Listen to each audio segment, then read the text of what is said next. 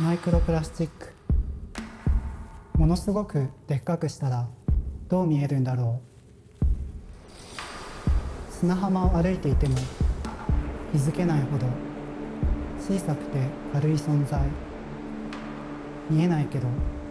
確かにそこにある。現代美術作家の安西剛です。動く彫刻を作ったり、映像を作ったり、絵を描いたり、何でもやってます。今回のプロジェクトウルトラジャイアントマイクロプラスチックでは、マイクロプラスチックの粒を超クローズアップで一つ一つ撮影しています。小さすぎて普段は見えないそのかけらを思い切り拡大して見つめるプロジェクトです。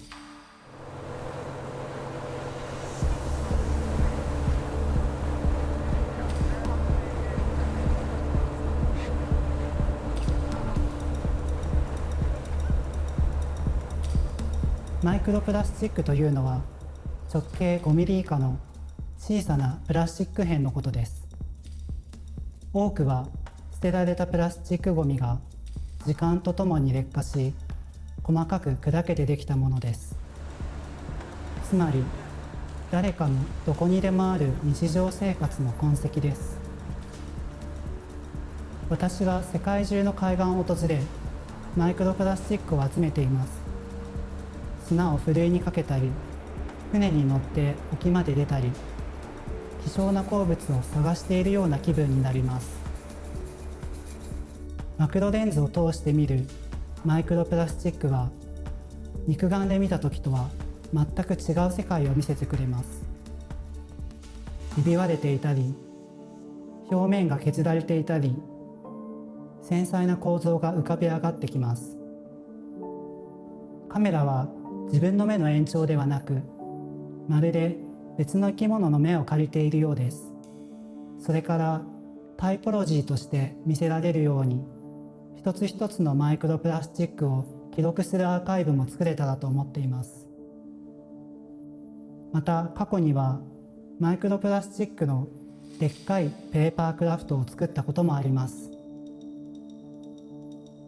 私はこれまで20年くらいにわたってプラスチック製の日用品を組み合わせて動く彫刻を作ってきました。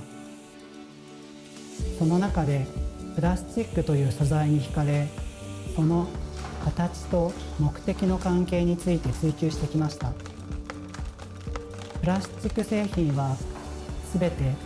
誰かが何か特定の目的のためにデザインしたものです。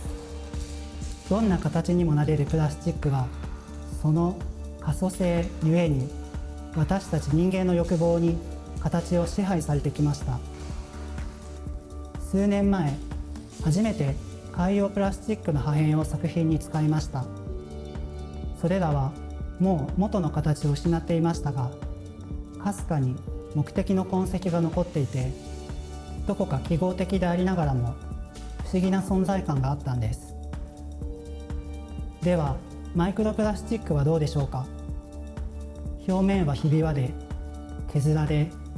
複雑な凹凸や傷に覆われています。人工物というより、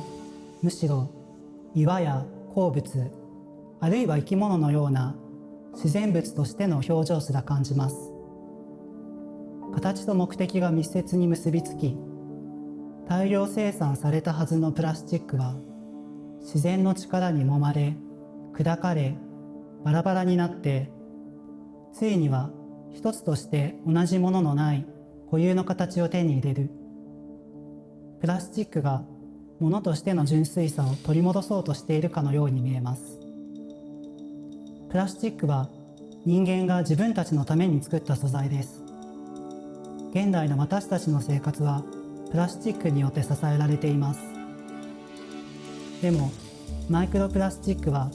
もはや誰のためにも存在していない。このプロジェクトは